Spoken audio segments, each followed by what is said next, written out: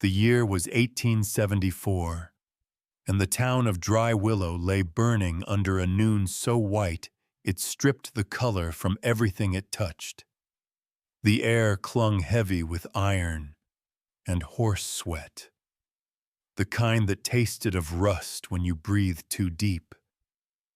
Somewhere a shutter slammed, then stilled, and the silence afterward felt like the desert holding its breath. Isaiah Cole walked slow through it, hat brim low, boots raising small ghosts of dust behind him.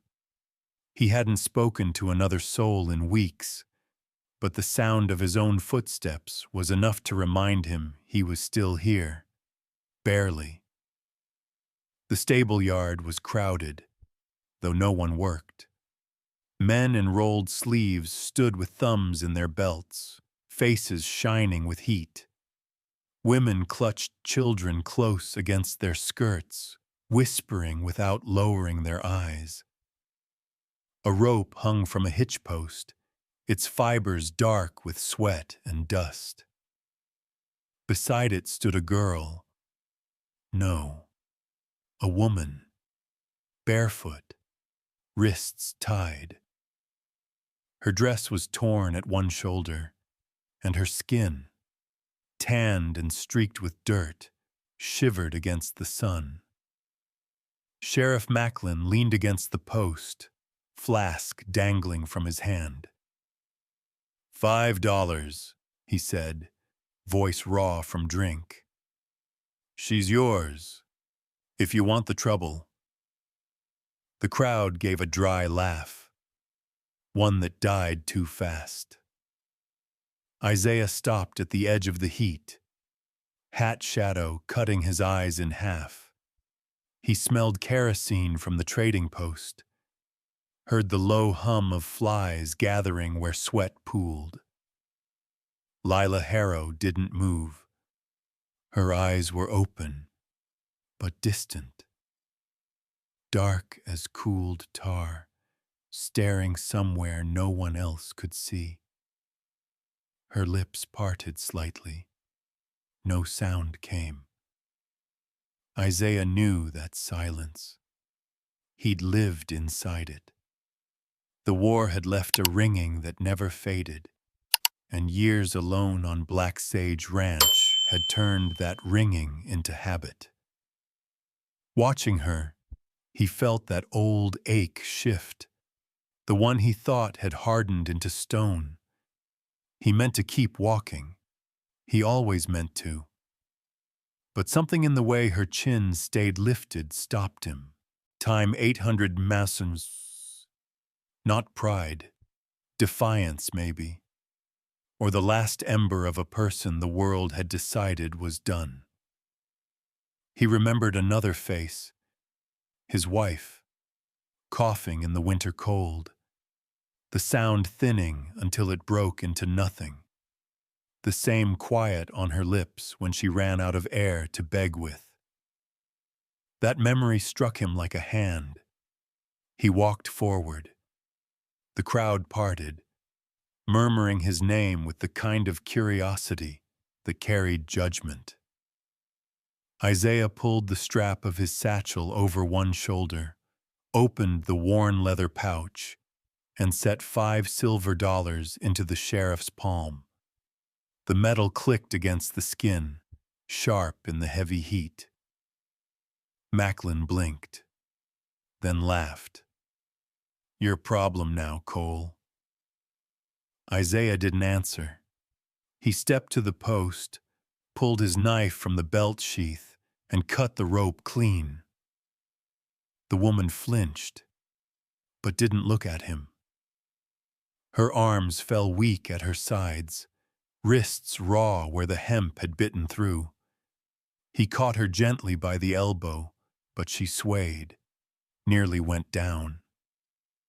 For a second, her hand brushed his sleeve, just a flicker of skin against fabric, hot as a coal. He steadied her, wordless. He lifted her into his wagon, the boards creaking under the shift of weight. She didn't resist, only folded in on herself, breath shallow. Isaiah covered her with his coat, heavy with the smell of leather and dust. The murmurs followed as he climbed onto the seat and took the reins. He didn't look back when the wheels started turning, but he felt the eyes on him all the same. The road out of dry willow stretched empty ahead, rippling in the heat. A wind picked up, faint but cutting, lifting the edge of her coat. He saw the outline of her shoulder, thin but unbroken. He wondered if she even knew she was free. She didn't turn her head, didn't seem to hear the wagon wheels, the mule's snorts, or his quiet breath. Maybe she couldn't. Maybe she just didn't want to anymore. By the time the town was a smudge behind them. The sun had lowered enough to cast long shadows across the plain. The smell of iron gave way to sage and dry clay. Isaiah glanced once at her, asleep or pretending, her face half hidden in the crook of her arm. He looked away, jaw tight. Whatever this was, it wasn't mercy. He told himself that. But even as he did, he knew he was lying. The horizon ahead shimmered, a blur, as if the land itself was waiting. Somewhere in that heat, something shifted inside him. A soundless chord he hadn't felt in years. He flicked the reins once. The mules obeyed. The wagon rolled toward the edge of the world. Behind them, a laugh cut through the air. Faint, but sharp. Ewing Tate stood at the far end of town, watching them go, hat tilted, a smile that didn't reach his eyes. The sun had begun to tilt west, bleeding its light into a pale, washed sky. The road out of dry willow was a thin, crooked scar through open land, where wind scraped over stone and grass that hadn't been green in years. The wagon wheels groaned with each rut, the sound a dull rhythm against the empty fields. Isaiah sat upright on the driver's plank, reins loose in one hand, hat pulled low. His coat was gone, spread over the figure lying motionless in the back. The mule snorted, shaking its head, as if it too wanted to forget the town behind them. Isaiah didn't look back. The smell of rust and sweat still clung to his throat, the echo of laughter following him farther than it should. He had seen cruelty before, in camps, in fields of smoke and red dust, but something about that crowd's ease unsettled him. They hadn't looked away. None of them had. He glanced over his shoulder once. The woman hadn't moved. Her dark hair stuck in damp strands to her cheek. The coat half slipped down to her elbows. Her lips were cracked. The skin along her neck sunburned raw. He reached for the water canteen, hesitated, then climbed down and walked to the back. The boards creaked under his boots. "Here," he said quietly, though he wasn't sure she could hear. He lifted her head, poured a little water into his palm, and pressed it to her mouth. Her lips parted, instinctive. She drank, slow and careful, as if every swallow cost her something. When she was done, he capped the canteen and set it beside her hand. Her fingers brushed it once, tentative, then fell still. Isaiah caught himself studying her face longer than he meant to. It wasn't beauty that held him, but the strange calm of it, like someone who had already decided the world owed her nothing more. He recognized that look. He'd worn it once himself. The mule stamped, impatient. Isaiah stepped back, climbed to his seat, and flicked the reins. The wagon lurched forward. The road ahead shimmered under the hautun, fading light. The air rippling in waves that made the horizon waver like a mirage. He breathed in the scent of sage and dust, sharp and grounding, a reminder that the world still moved. For miles they didn't speak, not that he expected to. When the first shadows stretched long across the ground, he turned off the main trail, following a narrow cut through scrubland toward a low ridge. The land there was lean, but quiet, the kind that made silence feel earned. He felt her stir then, a small sound, not a word, more like breath catching on a dream. Isaiah slowed the wagon, glancing back. Her eyes were open now, unfocused, catching what was left of the light. She pushed herself up on one elbow, weak but deliberate. "You're safe," he said, slower this time, forming the words clear. He didn't know if she read lips. She blinked once, then turned her gaze to the horizon. The sun slipped lower, burning the edges of the hills in gold. She reached toward the rim of the wagon, fingertips tracing the wood, like she was listening to its grain. Her hand stopped at a scar along the board, the mark of an old split, mended with iron nails. Isaiah watched, then took a piece of charcoal from his vest pocket. On the inside panel of the wagon, he wrote in block letters, "Safe here." He tapped it once with his finger, to be sure she saw. Her eyes followed the motion. She nodded faintly, the corner of her mouth twitching. Not quite a smile. Not yet. He sat back again, hands resting on his knees. The land ahead was flattening out now, opening to a basin of tall, dry grass.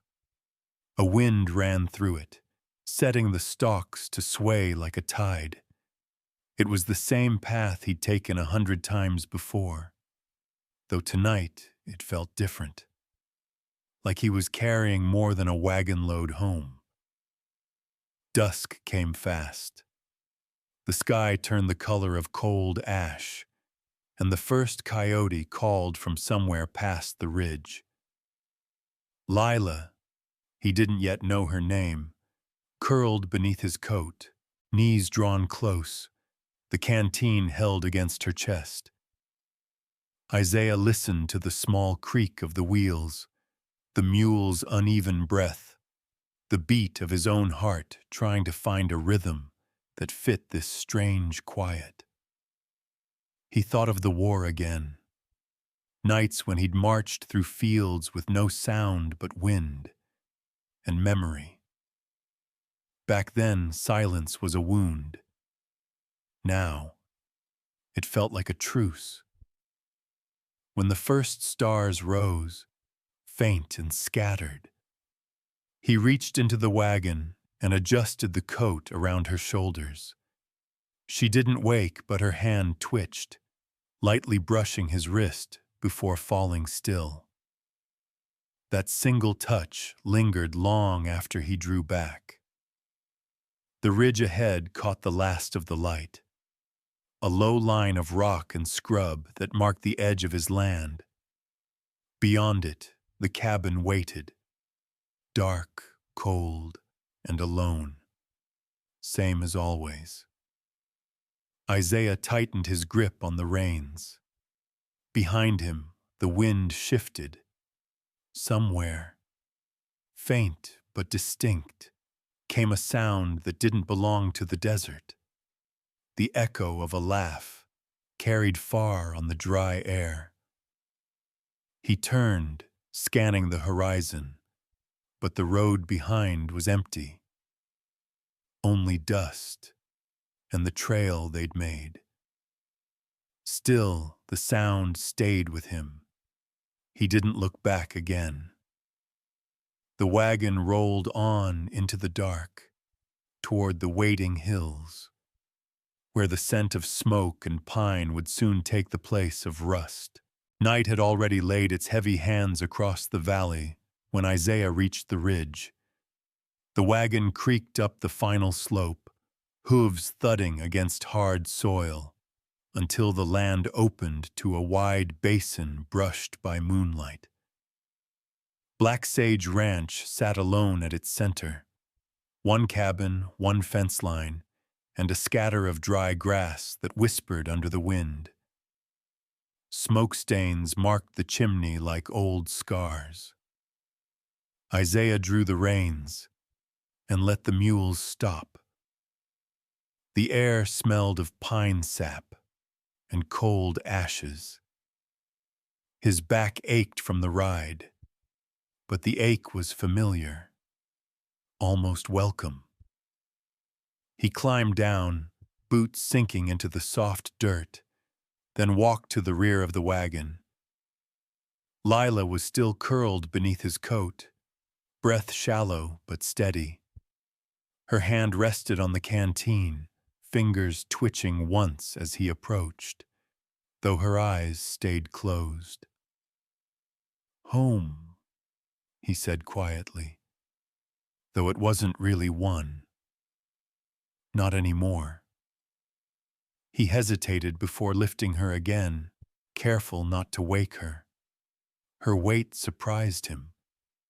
Lighter than he expected, yet solid. A reminder she was alive. The warmth of her skin bled faintly through the cloth as he carried her up the short path. Each step echoed in the hush, the boards of the porch moaning as if they hadn't borne company in years. Inside, the air was cool and dry, thick with the scent of old timber and dust. A single lantern hung by the door, the glass clouded but intact. Isaiah struck a match. The flame flared, small and stubborn, then caught.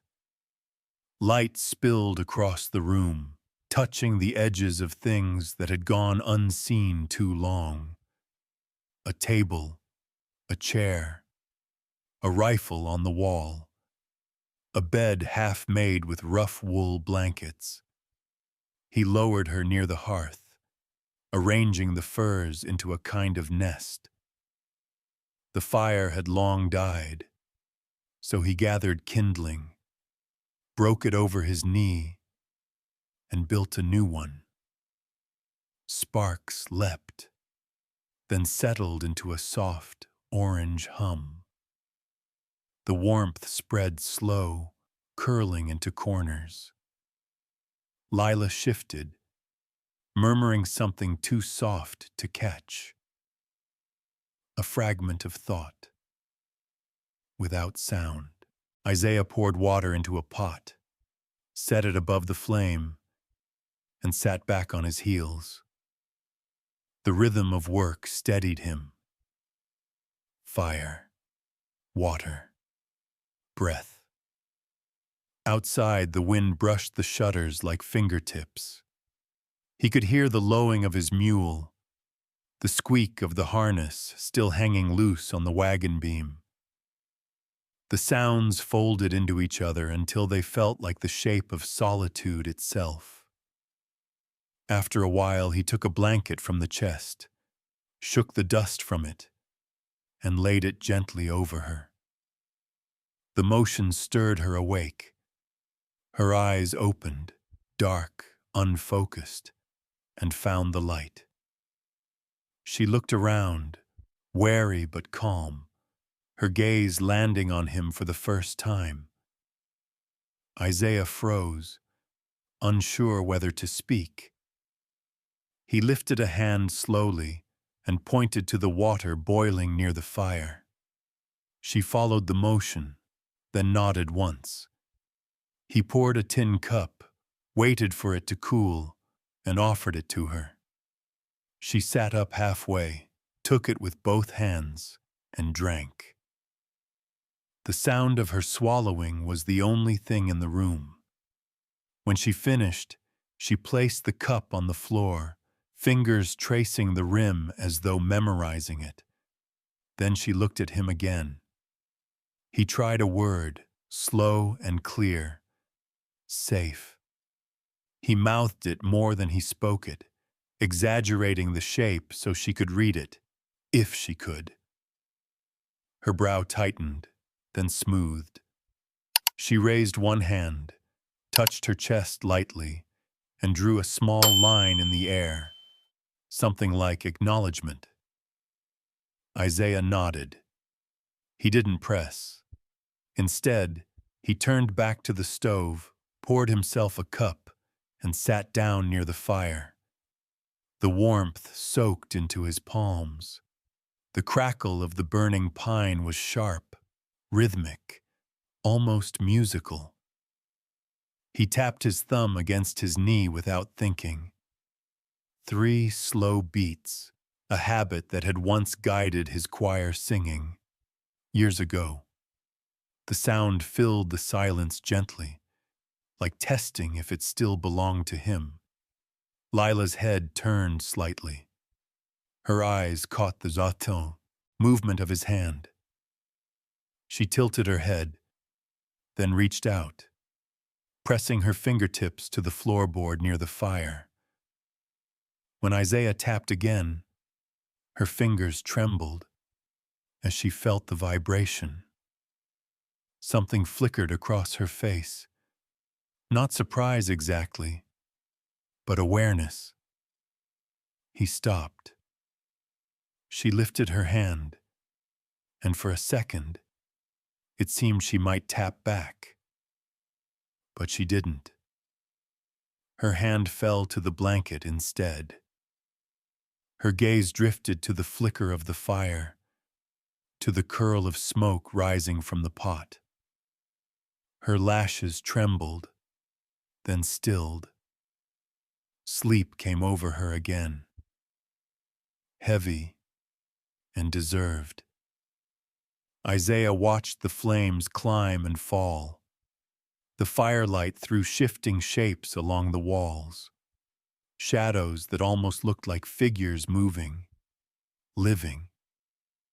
He could almost believe the house was fuller than it was. The ache in his back deepened, but beneath it was something quieter, almost human.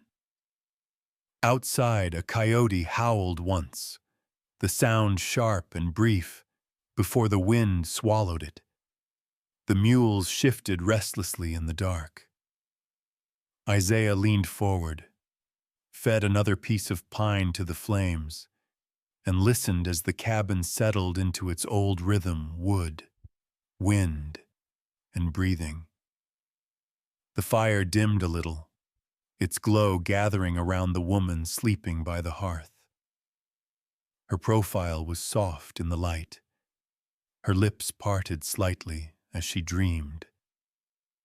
Isaiah's hand moved without thought, setting his old hat on the peg by the door.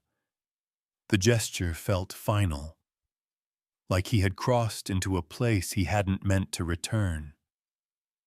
He looked once more at her, then at the small lantern trembling on the table, its glass fogging with heat. The wind outside shifted direction, brushing against the cabin walls with a slow, hollow sigh. Isaiah listened. In that long exhale of the night, he could almost hear something else beneath it. Something faint, a sound that might have been the whisper of footsteps, too far away to see. Morning crept slow across black sage, sliding through the gaps in the shutters like thin gold threads. The smell of wet ash and pine lingered from the night before. Isaiah woke before the light reached the floor, as he always did, his body trained by years of work and quiet discipline. He sat on the edge of the cot, pulling on his boots, listening to the cabin breathe, the faint crackle of cooling embers, the whisper of wind through the boards, the steady rhythm of another person sleeping nearby. He wasn't used to that sound. It filled the air differently, softer, alive. Lila stirred under the blanket by the hearth. Her hair had loosened in the night, spilling across her cheek. When she blinked awake, the room reflected in her dark eyes, small and still, like she was measuring the distance between this morning and every morning that had come before. Isaiah poured water into the pot, dropped in a handful of beans and dried meat. The steam rose, carrying the sharp scent of salt. He glanced at her, then tapped the edge of the table twice with the side of his hand. A small signal he didn't think through, just the way one might call attention without noise. She looked up, caught the movement, and waited. He tapped once more, then pointed to the pot. Breakfast. She hesitated, then pressed her palm to the floorboard near her. When he tapped again, she felt the vibration and moved. The corners of his mouth lifted, barely. She understood. When the beans were ready, he set a tin bowl on the floor, close but not too close, and stepped back. Lila sat cross-legged, lifting the spoon slow, cautious. The taste must have been harsh, salt and smoke, but she ate without complaint. When she finished, she placed the bowl carefully beside her and glanced toward him. Isaiah nodded once. She gave a single nod back, something faint but deliberate, like the beginning of language. The day unfolded in silence. He mended the fence, brought in the water barrel, and split a few logs for the evening fire. Lila stayed near the cabin, washing the tin bowls, sweeping dust out the door with a bundle of pine twigs. Each time he passed, she straightened slightly, but didn't step away. The rhythm between them grew, him moving in the open, her listening with her hands, the two of them finding a way to occupy the same quiet without breaking it. By late afternoon, clouds gathered low over the ridge. The air grew heavy, metallic. Isaiah stacked the last of the wood and felt the shift in pressure, the way the wind turned colder before rain. Inside, the light dimmed to amber. Lila sat by the table, tracing small marks in the dust, lines and dots like a code. He watched, curious. When she saw him looking, she brushed the marks away, embarrassed.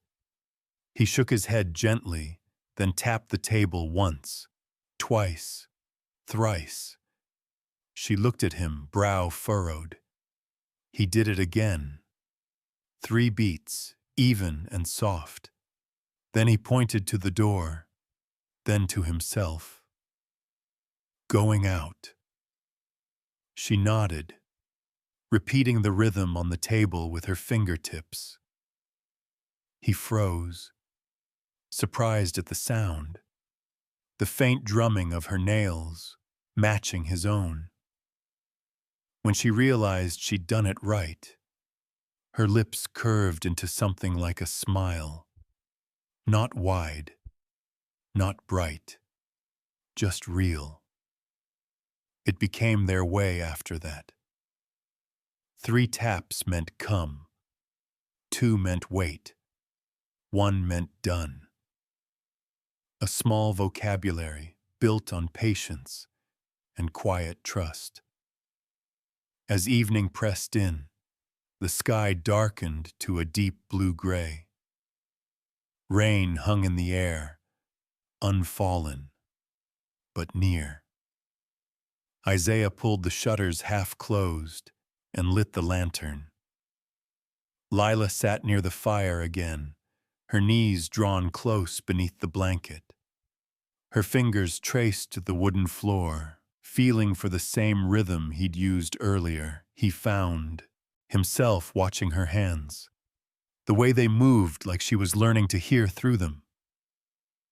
"You can rest," he said quietly, not expecting her to understand. But she lifted her head, eyes steady, as if she did. He sat at the table, the lantern between them, its flame trembling in the draft.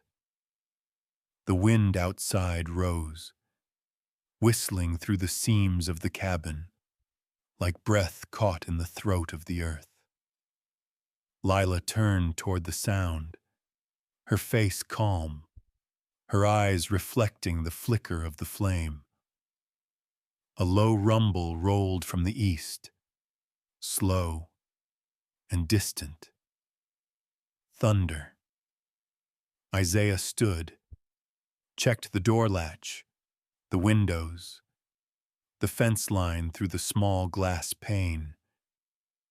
The storm was still far, but coming fast. When he turned back, Lila was still at the table. She lifted her hand and tapped 3 times against the wood. He stopped. She nodded toward the fire, then toward the shutters. Her way of saying, "Close them." He smiled, despite himself, and did as she asked. The first drops hit the roof. Light at first, then harder. The smell of rain pushed through the cracks, mingling with smoke. Isaiah sat again. Between them, the lantern flared, shadows breathing along the walls. Neither spoke. They didn't need to. The storm would speak for them soon enough. Outside, thunder rolled closer, the air thick with its pulse. The mule brayed once from the shed, restless. Isaiah stood to move, but Lila raised a hand, just a small motion, and shook her head. Her expression was calm, almost certain. He hesitated. Then the wind howled, sudden and low, rattling the shutters. The first hard crack of lightning lit the room white. In that burst of light, she looked at him, not with fear, but understanding. Time 900, a soundless exchange, an unfinished sentence, waiting for its answer. The sky broke open. Rain slammed against the roof, filling every corner with its roar. The storm didn't fall all at once. It gathered, thick and waiting, like a hand about to close. By dusk, the air had turned to lead. Every sound in the valley sounded sharper. The click of the latch, the creak of rope, the dull shuffle of hooves inside the shed. Isaiah moved through it with quiet precision, sleeves rolled, the smell of rain already climbing through the wind. He checked the window planks, pushed barrels against the door. His palms were slick with sweat and dust.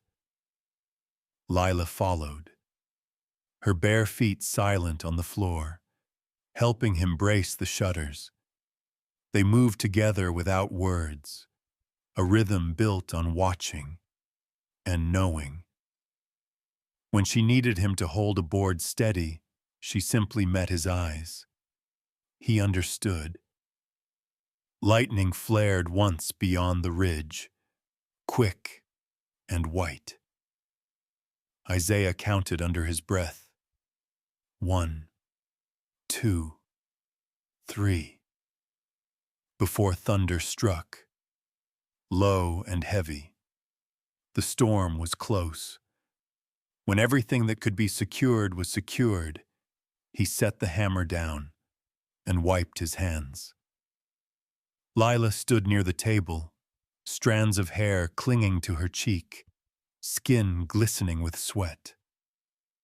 The lantern threw a warm pulse across her face, and he realized he'd been staring too long. He looked away, poured 2 cups of water, and pushed one across the table toward her. She didn't reach for it right away. Instead, she drew her finger through a patch of dust on the wood, writing in slow, deliberate strokes. Why pay? The letters were rough, but clear. Isaiah stared at them, unsure whether to answer. Rain began to tap at the roof, soft and scattered. He took the stub of charcoal from the shelf and wrote beneath her question. No one else did.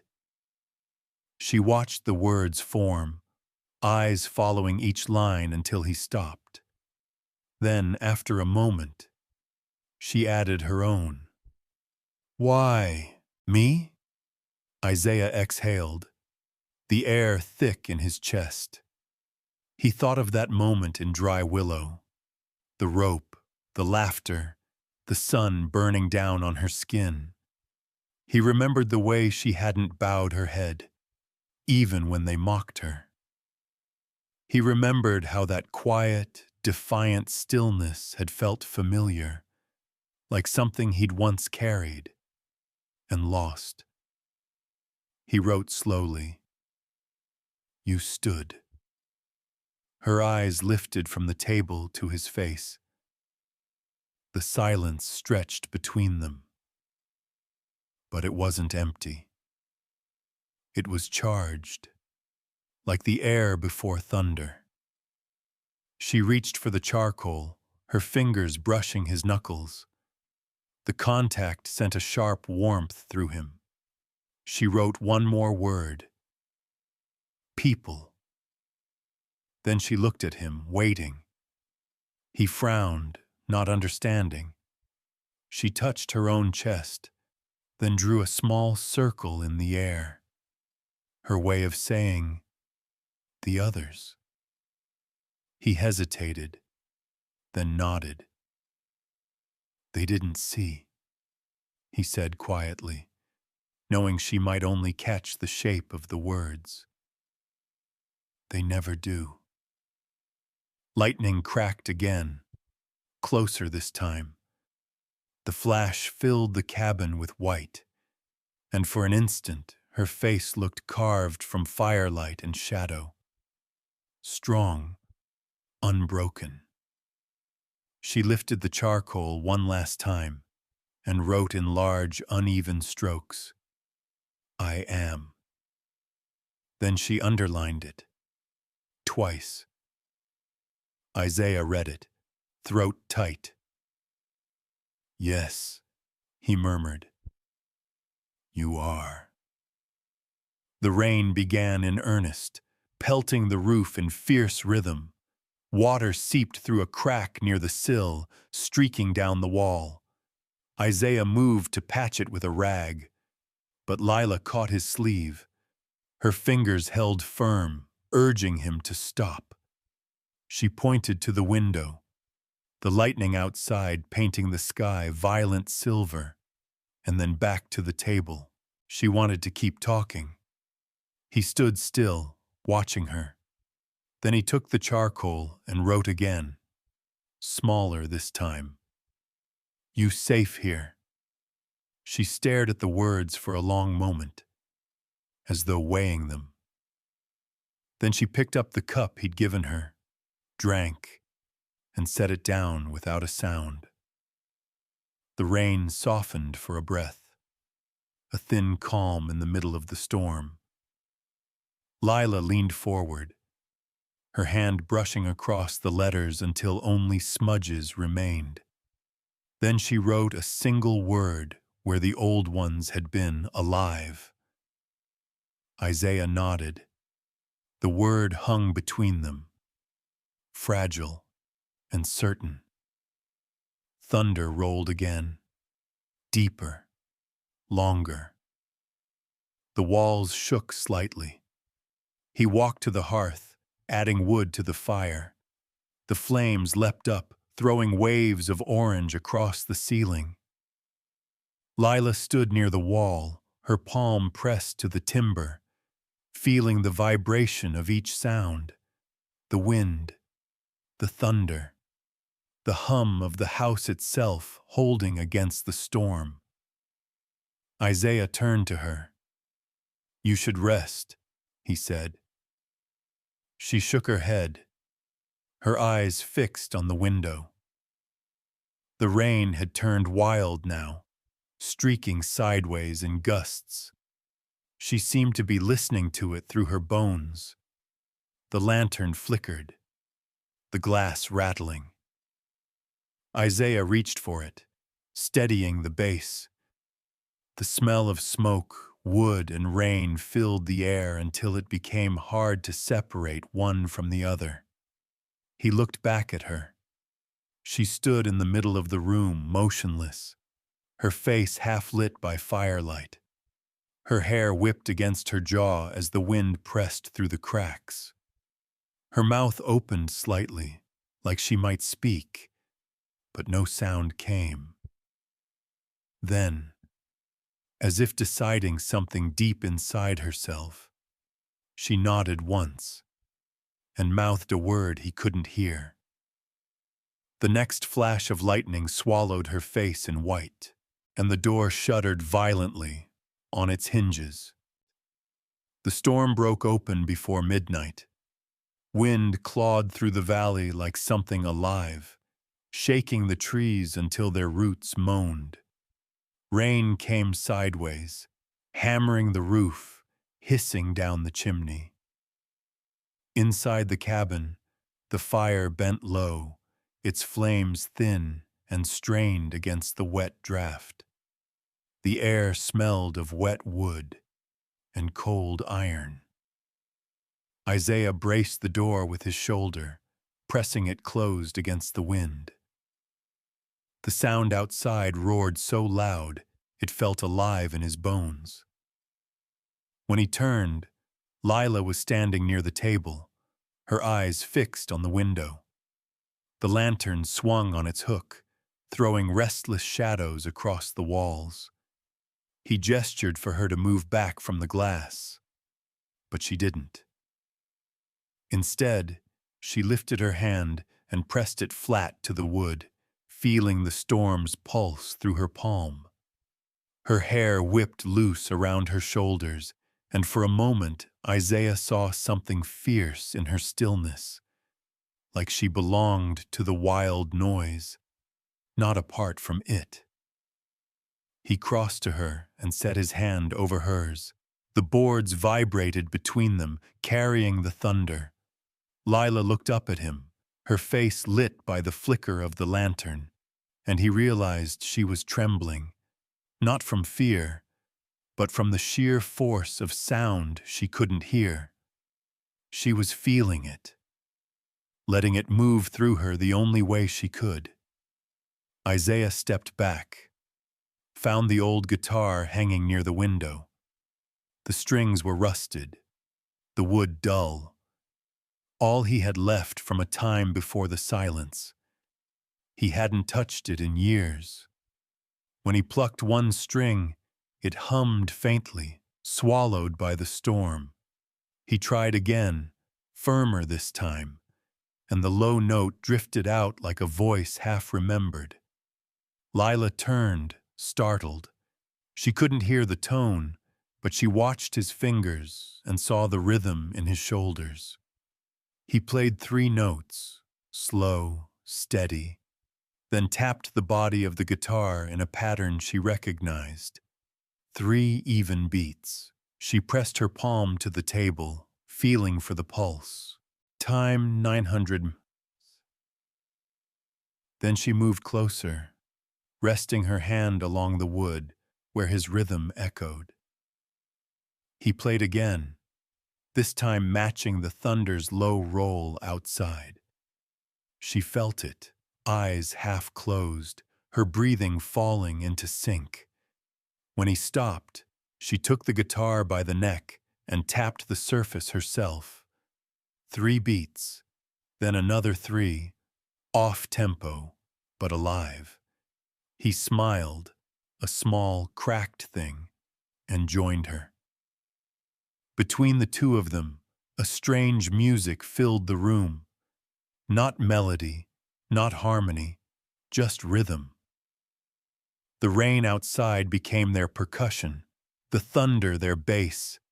Each strike of her hand, each pluck of his string, folded into the storm until the cabin felt less like shelter and more like a heart beating through wood and wind. Isaiah began to hum. Not words, not tune, just a sound pulled from deep in his chest. He hadn't made a sound like that in years. Lila's eyes widened slightly. She couldn't hear it, but she saw his throat move, saw the vibration in the air, and her fingers followed his tempo. Lightning flared, and she stepped closer, almost touching his arm, tapping once more against his sleeve to keep the beat. He stilled, looking down at her. She looked back up, breath rising fast, cheeks damp, not from rain, but from tears she didn't seem to notice. They stayed like that. 2 people in a small house shaking under the weight of a storm, their silence carried by sound they couldn't share, but still understood. The fire hissed as a drop of rain slipped down the chimney, spitting sparks. Isaiah set the guitar aside and leaned forward, palms open toward the flame. Lila knelt beside him, her hand hovering over his, her skin catching the light. Then she touched the space between them with her fingertips, a small, grounding gesture, as if to say, "I hear this too." He met her gaze. There was no need for words. Hours passed. The thunder rolled farther east, softening to a dull growl. Rain eased into a whisper. The wind lost its teeth. The storm had spent itself, leaving only the quiet aftermath. The drip of water from the roof, the sigh of wood returning to stillness. Isaiah leaned back against the wall, exhausted. His hair was damp, his shirt clinging to his shoulders. Across the room, Lila sat by the window, legs drawn up, watching the fading flashes of lightning over the hills. She seemed calm now, her face lit by the last glow of the coals. He found a scrap of paper near the lamp and wrote a single line, "Storm done." She took the paper, turned it over, and wrote beneath it, "I stay." He froze, staring at the words. She set the note on the table and met his eyes. No hesitation, no plea, just truth. Isaiah felt the ache in his chest shift again, something breaking open and quiet inside him. He nodded once. "All right," he said softly. Outside, the wind sighed through the trees, no longer angry, just tired. He stood and walked to the door, opening it an inch.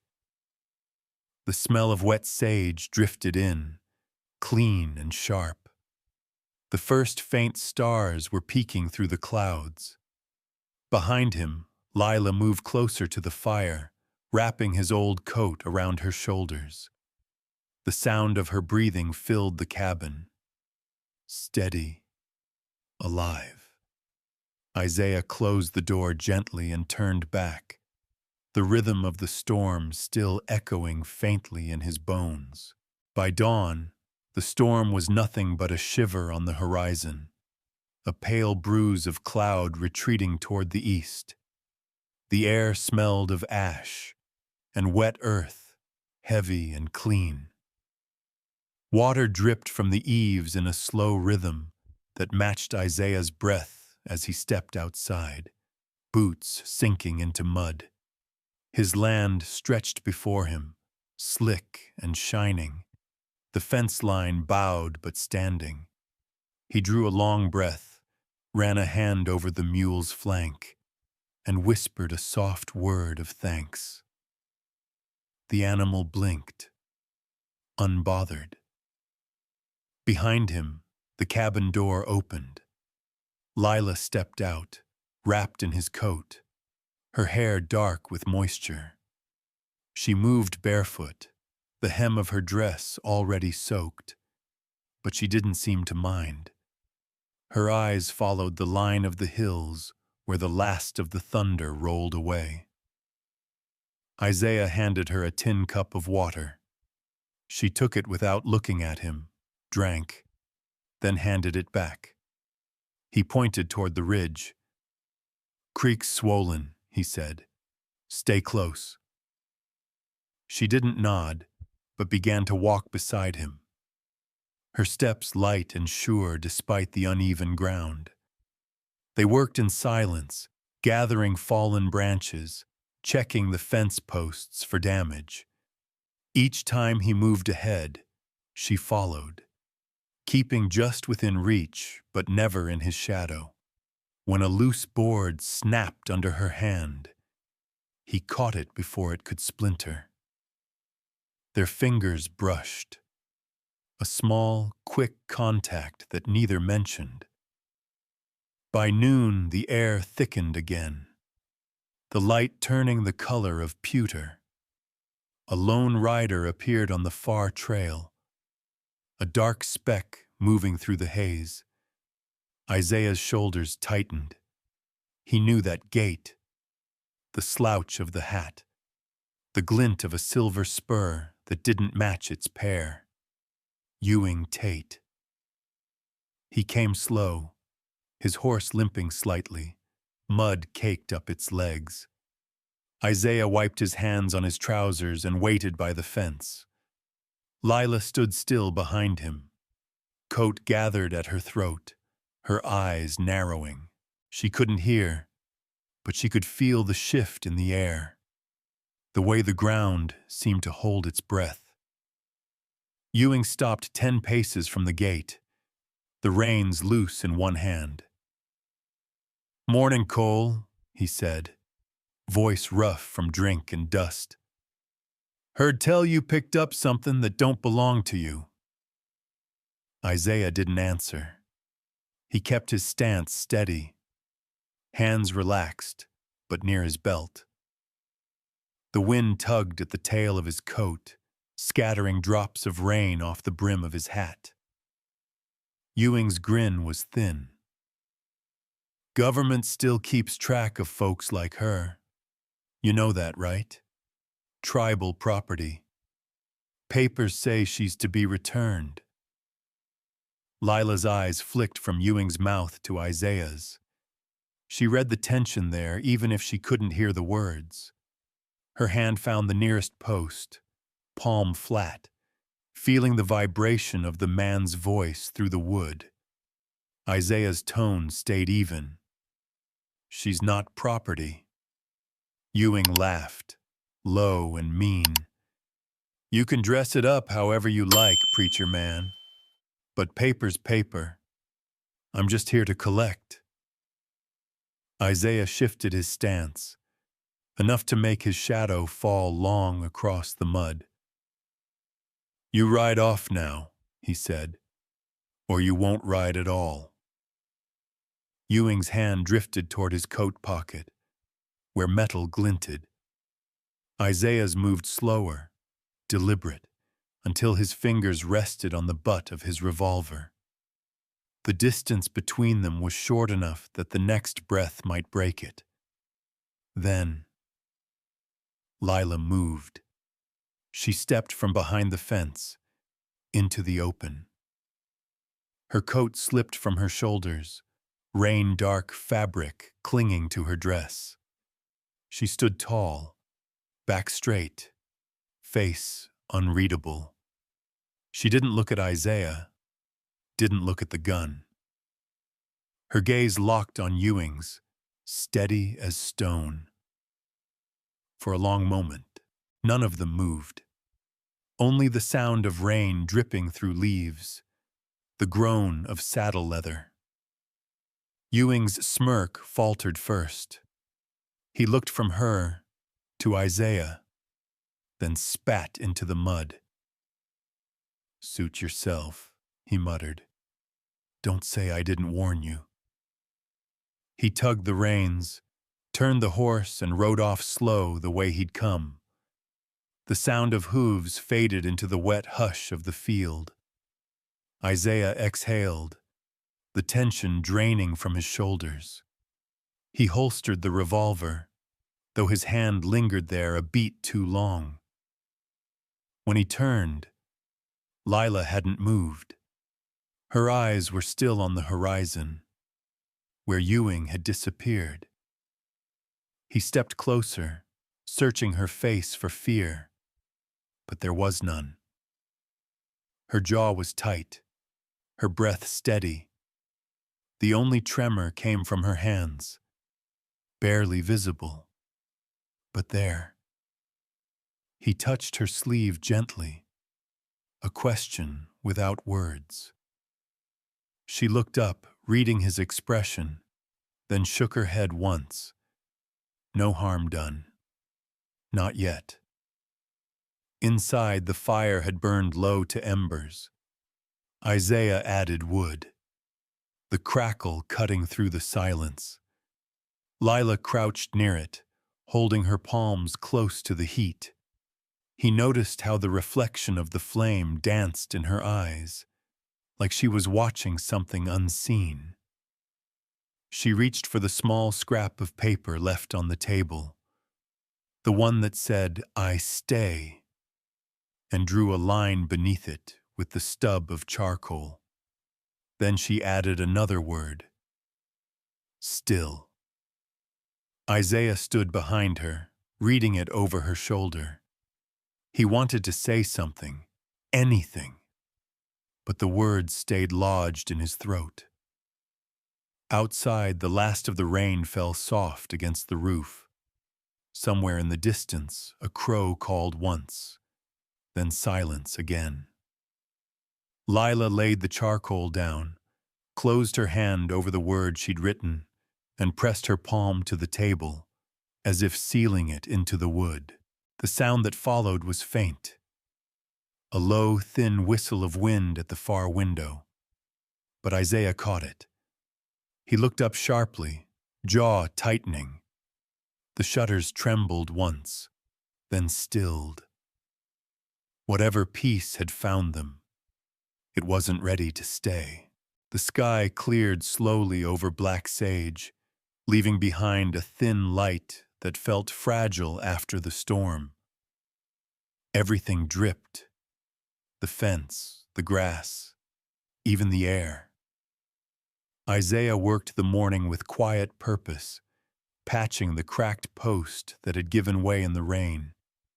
His hammer struck a rhythm against the wood, slow and even, the sound carrying out over the field.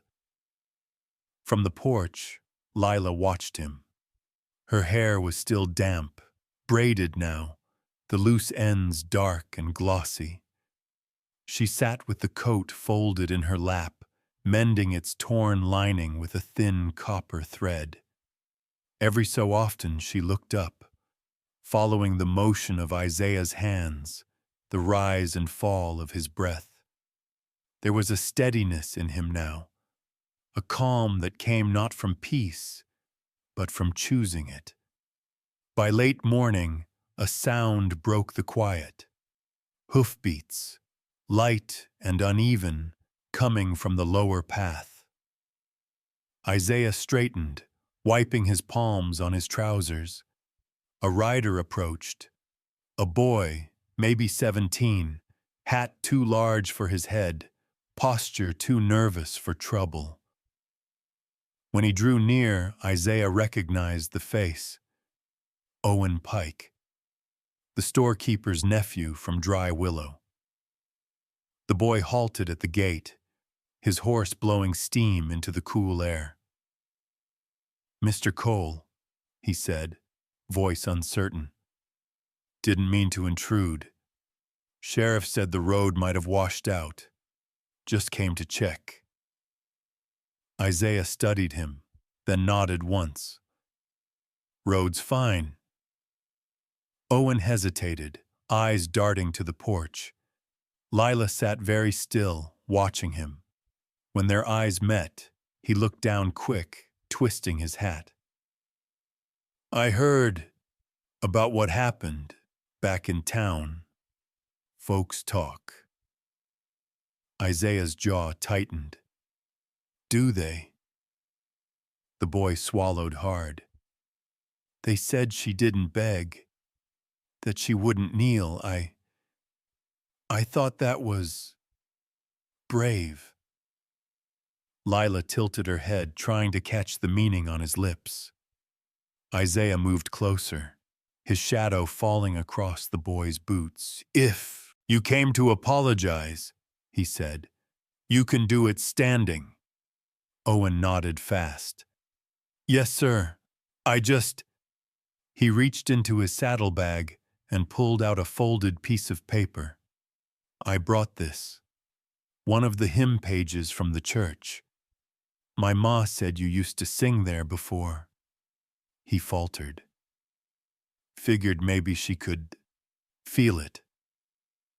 Isaiah took the page slowly. The paper was warped from moisture, ink blurred in places. A familiar song. "Come, ye weary." His fingers brushed the faded notes, and for the first time in years, something warm tugged beneath his ribs. He looked to Lila, then set the page on the table by the porch steps. With the flat of his palm, he began tapping the rhythm printed there, soft, measured beats that followed the rise and fall of the melody. Lila leaned forward, placing her fingertips against the wood, feeling it travel up through her arms. Her eyes lifted, questioning. He nodded. "Song," he said, shaping the word carefully. She blinked, then smiled. A real one this time, small but deep. She tapped back, following his rhythm. Together, the beats became something that wasn't quite music, but wasn't silence either. Owen watched, wide-eyed. For a moment, the air between them held a kind of stillness that had nothing to do with quiet. A bridge built from rhythm and trust. When they stopped, he cleared his throat awkwardly. "Reckon that's the prettiest sound I ever didn't hear," he said. Half a joke, half truth. Lila tilted her head again, reading his mouth. Then she stood, walked down the steps barefoot, and handed him a small scrap of cloth. The corner of a flour sack she'd torn, a stitched mark across it, 3 short lines. "Thank you." Owen blinked, then tucked it into his shirt pocket like something sacred. "If there's trouble again," he said, glancing toward the trail, "I'll bring word. Paper's safer than talk." Isaiah nodded, meeting the boy's gaze. "Appreciate it." Owen mounted up, his saddle squeaking, and looked back once. "You built a good place here," he said quietly, "even if the town don't see it yet."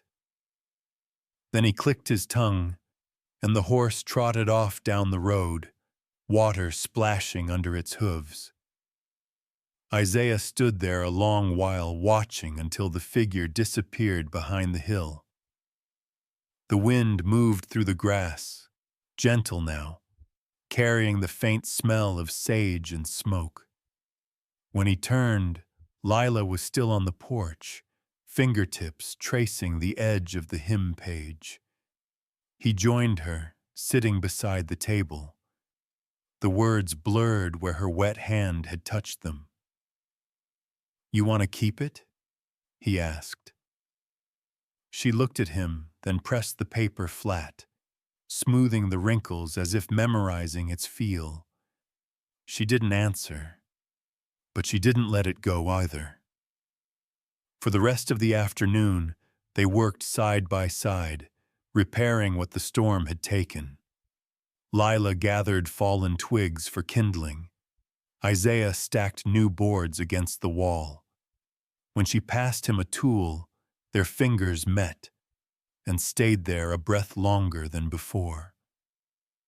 Near sunset, the light turned copper. A wind came from the north, cool and steady. Isaiah reached into his pocket and felt the small seed packets he'd brought from town. He rolled one between his fingers, a habit he'd forgotten he had. When he looked up, Lila was watching him. He held one out. "Tomorrow," he said, "planting." She nodded once, eyes bright in the fading light. The last rays of sun caught on the edge of the hymn page, turning the ink to gold. The wind lifted it, almost carrying it away, but Lila caught it and pinned it under her palm. Above them, a hawk wheeled in the high air, silent but certain. Isaiah watched it glide until it vanished beyond the ridge, leaving only the stillness of evening behind. Then, faint at first, a low hum carried through the distance, the echo of a whistle or a cry. He couldn't tell. It came from the direction of the town. Lila's hand tightened on the page. The sound faded, but it left the air uneasy. The next morning broke clean and sharp, the kind of light that made the world look freshly made. The hills glistened with dew, and the smell of damp sage hung thick in the air. Isaiah hitched the mule early, tossing a few sacks of grain into the wagon bed. Lila joined him without a word, her hands quick and practiced now. When he looked at her, she nodded toward the open road. Ready. They hadn't been back to Dry Willow since that day. The town sat 20 miles east, sun-baked and suspicious, but they needed nails, a tin scoop, seed for the new field. He almost told her to stay. Then he saw the way she tied her braid tighter, straightened her shoulders, and decided otherwise. Some ghosts had to be faced, together. By midday, the town appeared on the horizon like a stain. The road narrowed, lined with bare mesquite trees. Lila sat in the back, hands folded, eyes steady. When they entered the main street, conversations slowed. A man sweeping outside the saloon stopped mid-motion. Two women turned, whispering behind gloved hands. The old sign of the sheriff's office creaked on its rusty hinge. Isaiah pulled the wagon to a stop in front of the general store.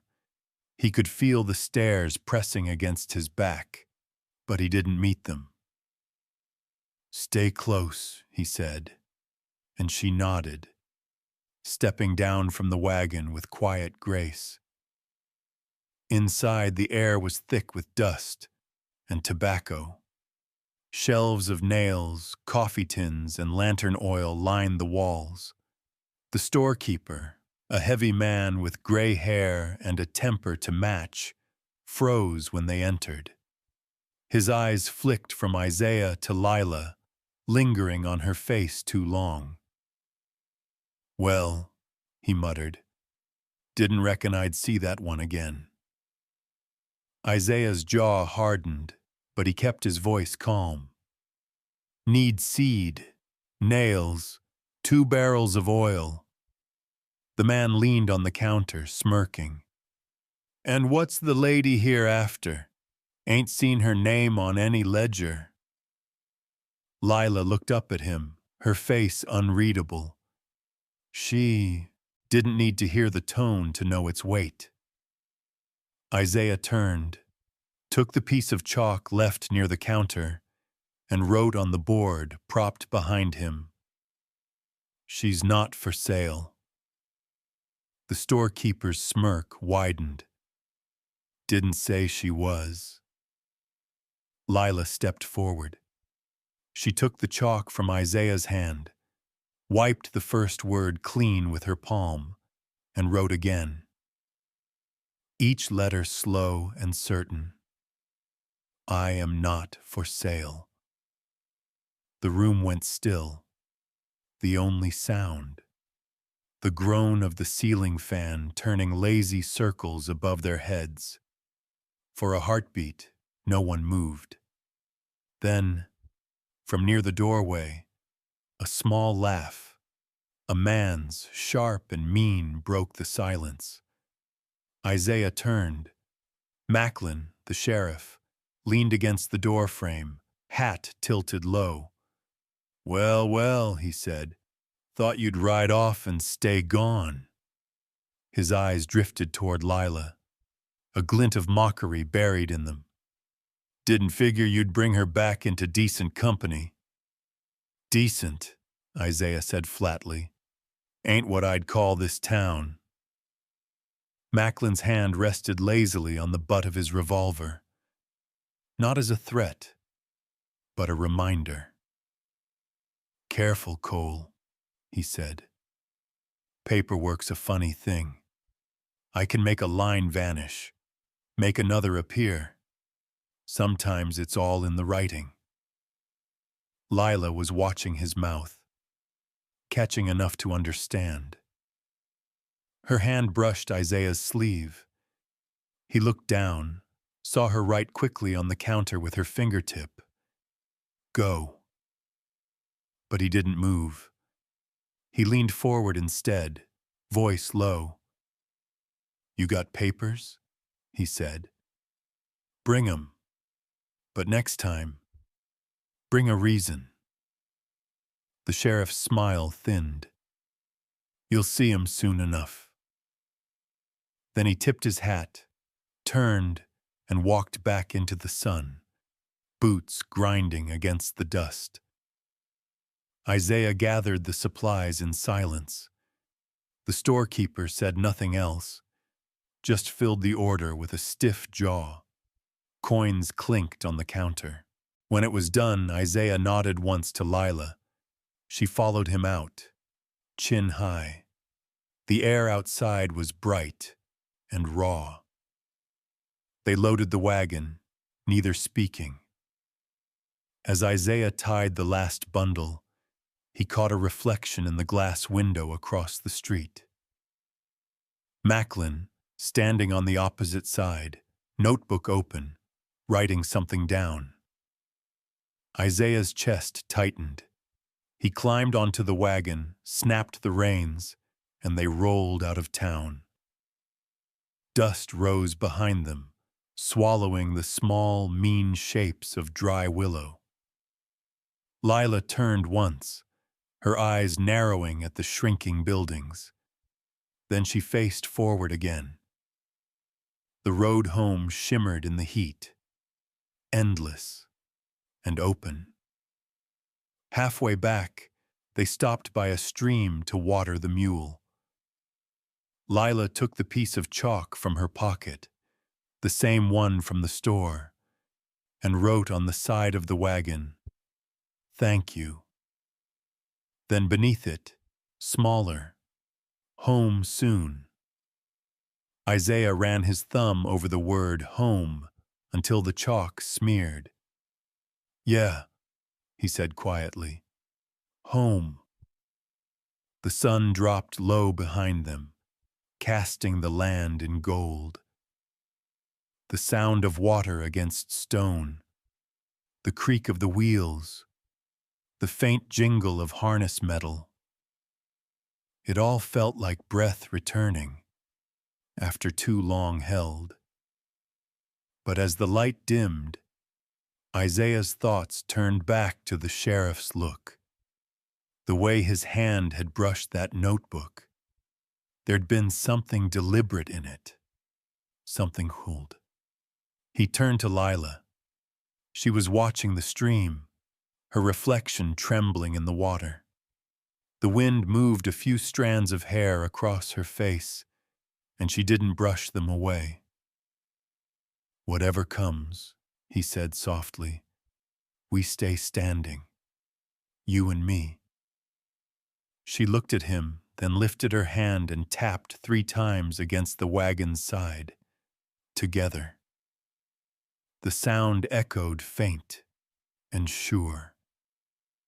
Behind them, far across the plain, a single black horse cut through the evening light, its rider small, distant, and following. By late spring, the land around Black Sage began to soften. The wind no longer carried the bite of winter, but smelled of turned soil and rain left behind.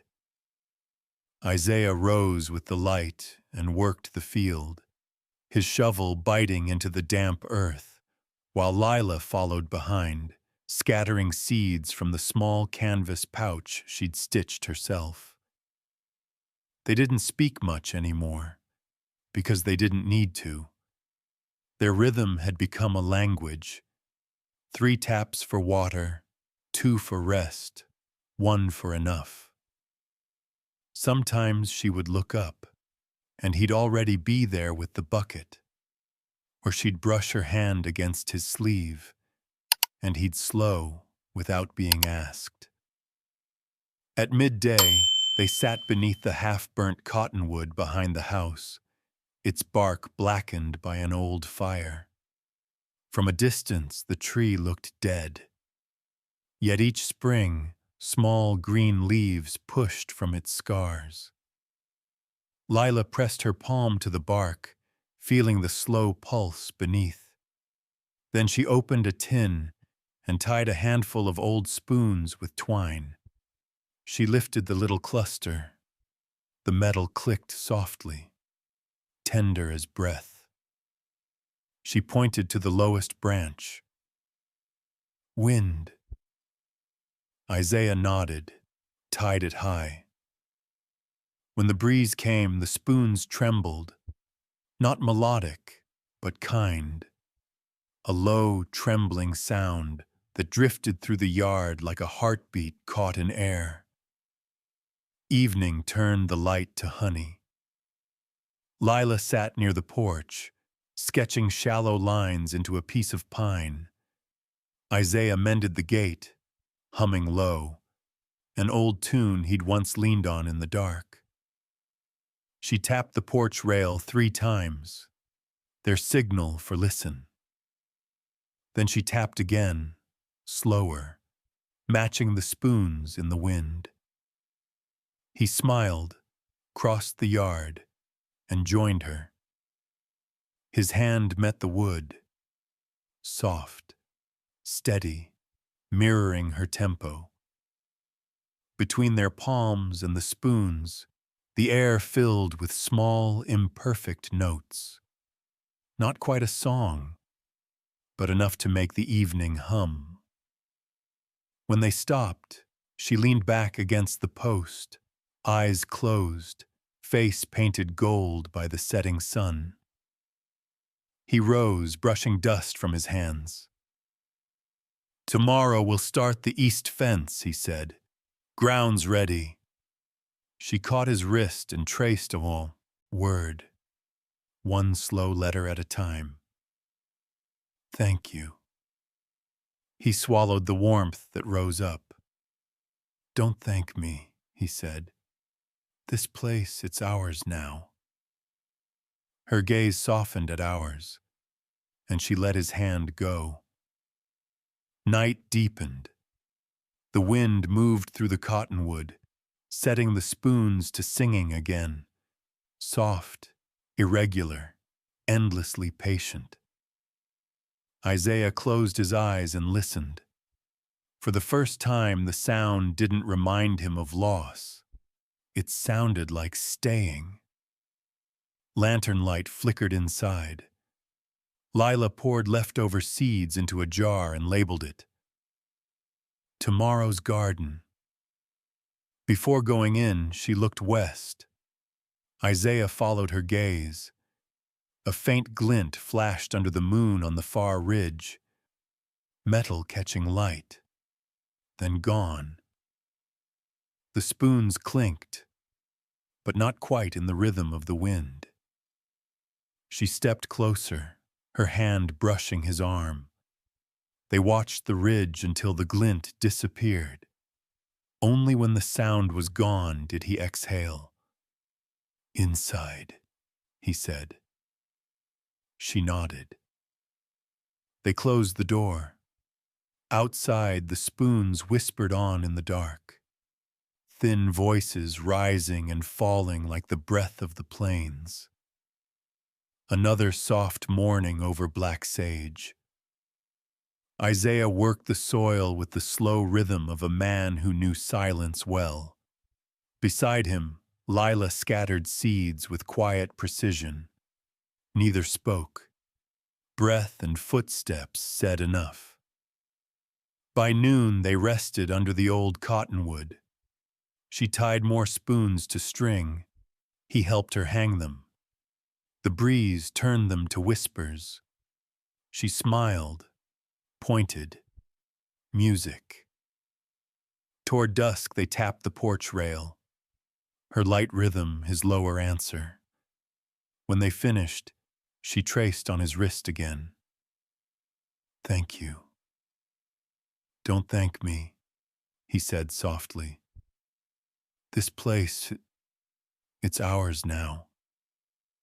She smiled, and the word "ours" seemed to belong to the land as much as to her. The sky cooled to bruised blue. Inside, the lantern fell low. She set the seed jar by the door. "Tomorrow's garden." Before they entered, she paused again, pointing west. A single flash on the ridge, and silence. "Inside," he said once more. They stepped in and shut the door. Outside, the spoons kept their quiet watch, soft, restless, and waiting. The dawn came slow, spilling gold over the fields until the earth itself seemed to breathe. Dew clung to the new vines, and the air was cool enough to taste. Isaiah stepped out first, his boots sinking softly into the damp ground. The smell of tilled soil and smoke from last night's fire hung in the air. Behind him, the cabin door opened with a small creak. Lila appeared, hair loose, the early sun painting her skin in pale warmth. She walked barefoot to the garden, her steps soundless. The beans had grown taller overnight, reaching for the light, their leaves trembling as the wind passed through.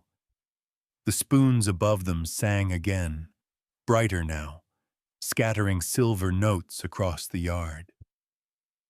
Isaiah watched her crouch beside the plants. She brushed her fingertips over a leaf, then pressed her hand flat against the soil, feeling the life beneath. When she looked back at him, her eyes held something wordless but clear.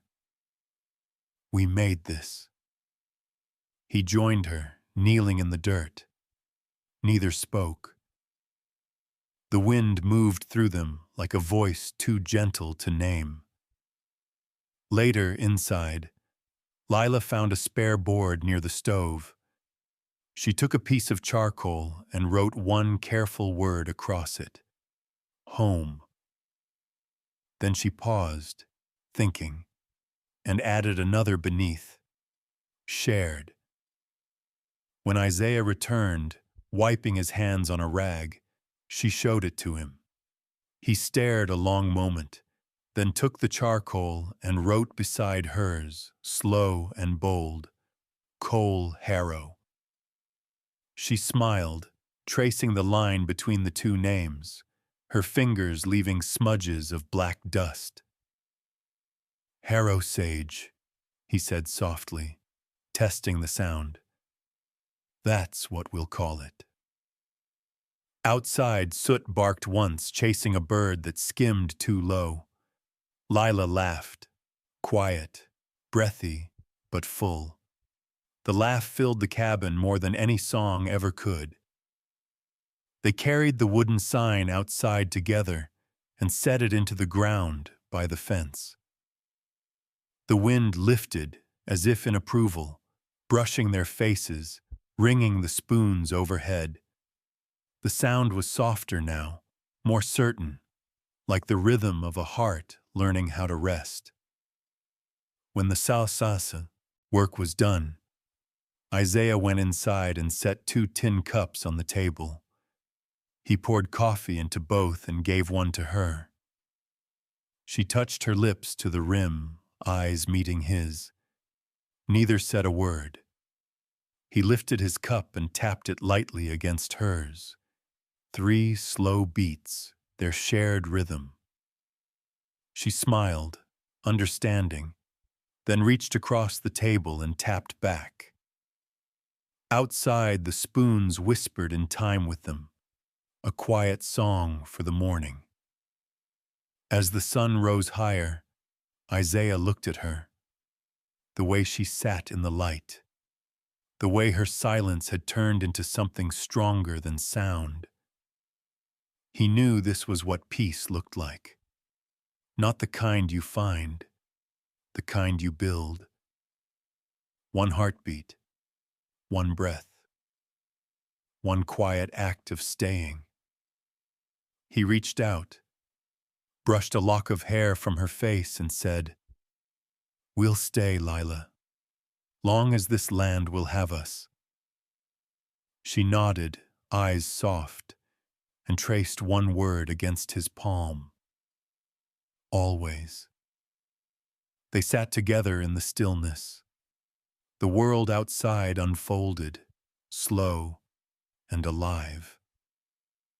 The spoons chimed once, then faded into the hush of morning, leaving only the steady rhythm of 2 people who had finally come home. In the quiet lands of Harrow Sage, 2 people found something most folks spend a lifetime searching for: peace that stays. Their story reminds us that love doesn't always come with grand gestures or loud declarations. Sometimes it arrives softly, through shared silence, through a steady hand, through the courage to stay when walking away might seem easier. If this story touched your heart, take a moment to share what it meant to you in the comments. We'd love to hear your thoughts, your memories, or maybe a time when life gave you a second chance too. If you enjoyed this tale of the Old West, where the winds carried both loneliness and hope, please give it a like to help more people find it. And don't forget to subscribe and turn on notifications so you won't miss our next story under the same wide sky. Thank you for spending your time here with us, for listening, remembering, and keeping the spirit of Western love alive. May the road ahead be kind to you, and may you always find a bit of peace, just like Isaiah and Lila did in your own Harrow Sage.